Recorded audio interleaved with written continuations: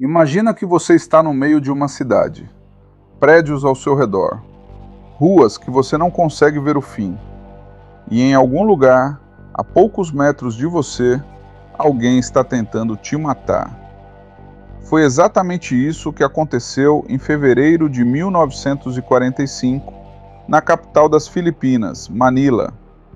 E o que rolou lá foi tão brutal, tão sangrento, que até hoje a maioria das pessoas nunca ouviu falar. Essa é a história da maior batalha urbana de toda a Guerra do Pacífico. E ela não terminou do jeito que ninguém esperava.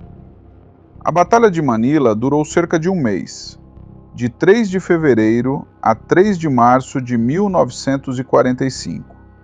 Uma cidade só, aproximadamente 100 mil civis mortos no final. Esse número não é erro de digitação. Para comparar, a bomba atômica jogada em Hiroshima matou em torno de 80 mil pessoas. Manila perdeu mais do que isso, e a maioria das pessoas nem sabe que essa batalha aconteceu. Então hoje a gente vai passar por ela, rua por rua, decisão por decisão, e eu vou te mostrar exatamente como uma cidade que deveria ser libertada acabou sendo quase completamente destruída. Para entender o que aconteceu em Manila, você precisa entender como as coisas estavam no início de 1945. Os Estados Unidos já estavam lutando contra o Japão pelo Pacífico há mais de 3 anos. Ilha por ilha, base por base. Era lento, caro e incrivelmente mortal. Mas em janeiro de 1945, os americanos finalmente estavam perto o suficiente para fazer algo que esperavam há muito tempo: retomar as Filipinas. O general Douglas MacArthur tinha feito uma promessa. Lá em 1942, quando os japoneses tomaram as Filipinas e ele foi forçado a evacuar, ele disse 3 palavras que ficaram famosas: eu voltarei. Agora, em 1945, ele tinha voltado. E ele queria Manila. Mas é aqui que as coisas começam a complicar. O comandante japonês nas Filipinas, o general Tomoyuki Yamashita, tinha tomado uma decisão que a maioria das pessoas não sabe. Ele decidiu que Manila não valia a pena defender. Ele queria retirar suas forças principais da cidade e lutar contra os americanos nas montanhas, arrastar a guerra, torná-la o mais dolorosa possível. Ele deu a ordem: saiam de Manila. Mas um homem não obedeceu. O contra-almirante Sanji Iwabuchi tinha cerca de 17 mil soldados navais dentro da cidade, e ele se recusou a sair. Decidiu por conta própria que defenderia Manila até o último homem. Essa decisão, um almirante ignorando uma ordem, foi o que transformou uma possível libertação em uma das batalhas urbanas mais mortais da história. Em 3 de fevereiro de 1945, as forças americanas entraram em Manila pelo norte. A cidade era enorme. Mais de 1 milhão de pessoas viviam lá antes da guerra. Tinha avenidas largas, prédios do governo, universidades, hospitais, igrejas com séculos de história. Era chamada de a Pérola do Oriente, uma das cidades mais bonitas de toda a Ásia. Os primeiros soldados americanos a entrar acharam que ia ser rápido. Alguns civis filipinos já corriam em direção a eles, comemorando, acenando. Parecia que podia ser uma libertação rápida. Não foi. Conforme os americanos avançavam pela cidade, as forças de Iwabuchi abriram fogo.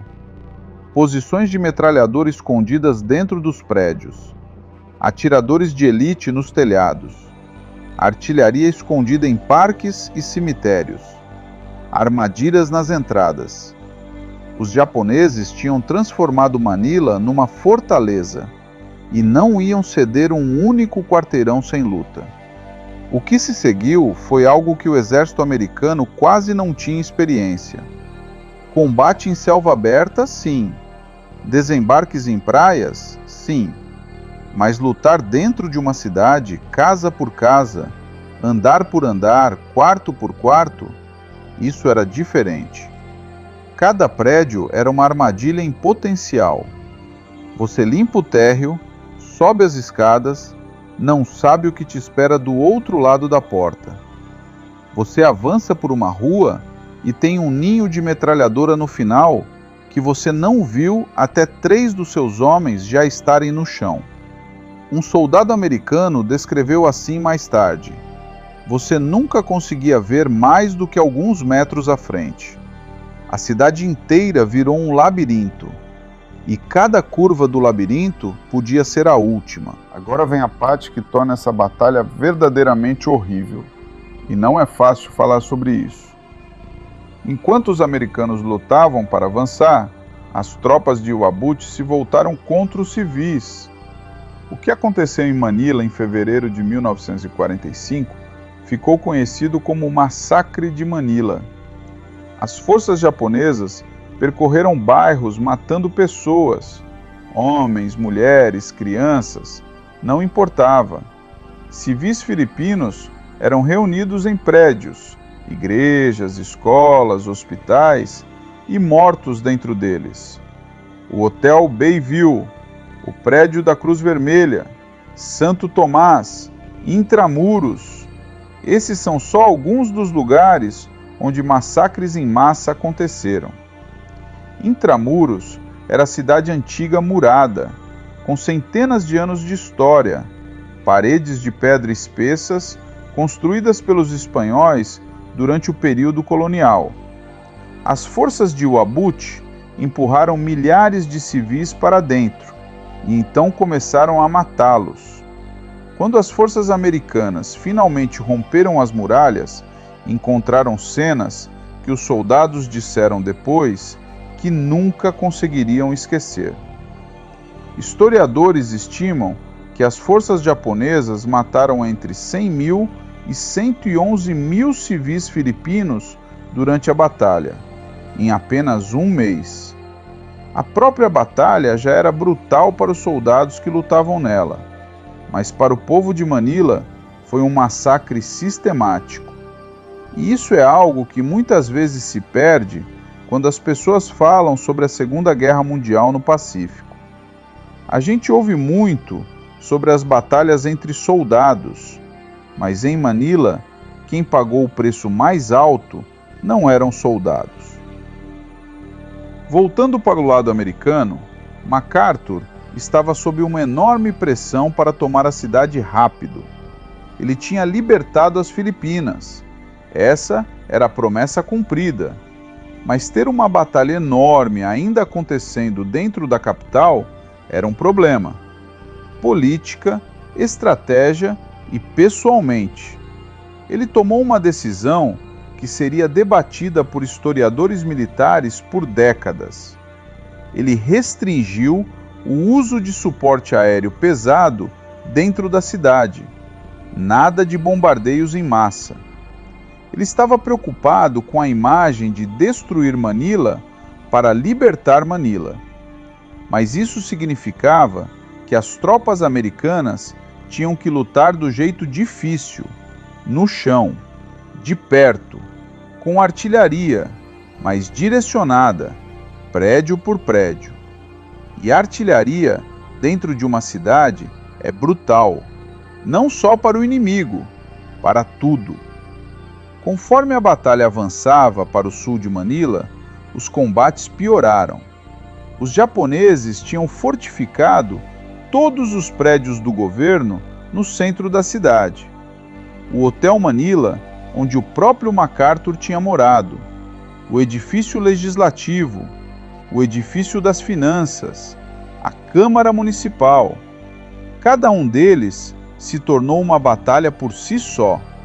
Os soldados americanos tinham que limpar esses lugares andar por andar. Usavam artilharia para enfraquecer um prédio. Depois, a infantaria avançava. Então, o processo começava de novo no próximo andar, depois no próximo prédio. Era lento, era custoso, e a cidade morria ao redor deles. Quarteirão por quarteirão, Manila virava escombros.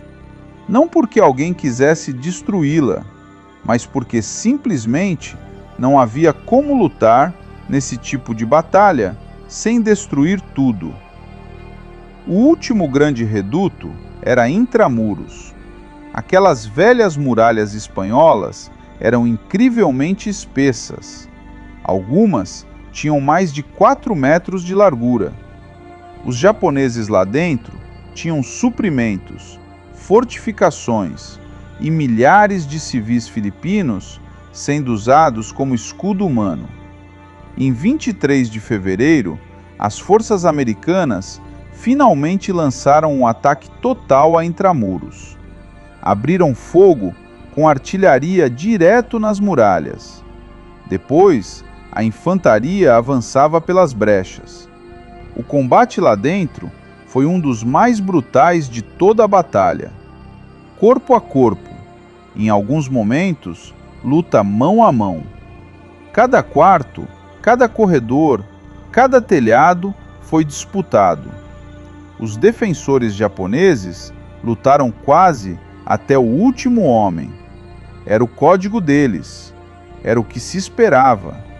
Rendição não era uma opção que consideravam. Quando acabou, Intramuros estava quase completamente destruída. Prédios que tinham durado 400 anos tinham sumido.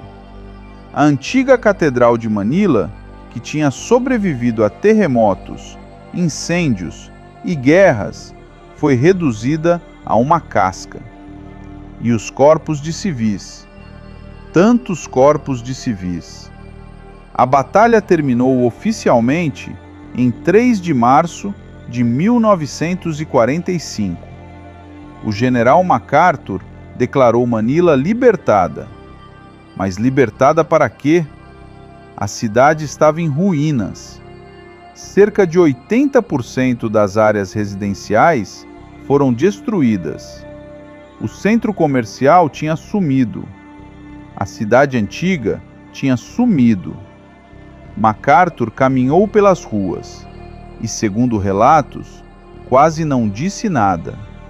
O que um dia foi uma das cidades mais bonitas da Ásia parecia a superfície da Lua. Então, por que essa batalha importa? Por que estamos falando sobre ela agora? Primeiro, a escala. Mais de 100 mil civis mortos. Esse número ainda choca as pessoas quando ouvem. A Batalha de Manila foi um dos maiores desastres urbanos de toda a Segunda Guerra Mundial e recebe quase nenhuma atenção comparada a batalhas como Stalingrado ou Iwo Jima. Segundo, as decisões. Tudo isso começou porque um almirante se recusou a seguir ordens.